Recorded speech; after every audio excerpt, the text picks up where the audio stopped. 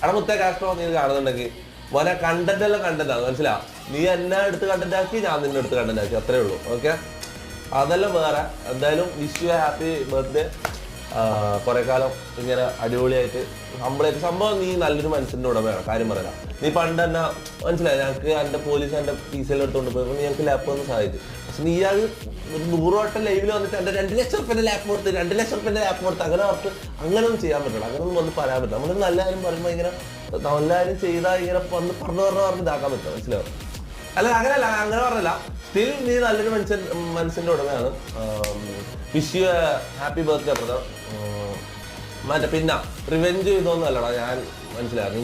നീ എടുത്ത കാറിന്റെ പകുതി പൈസ പോലും എൻ്റെ കാറിനായിട്ട്, പകുതി പൈസൻ്റെ ഇത് ആയിരുന്നു. അപ്പം റിവെഞ്ച് ഒന്നും ആയിട്ടില്ല. ഞാൻ ചെയ്ത് റിവെഞ്ച് ഒന്നും ആയതായിട്ട് ഞാൻ കണക്ക് കൂട്ടുന്നില്ല. ഓക്കെ, എന്തായാലും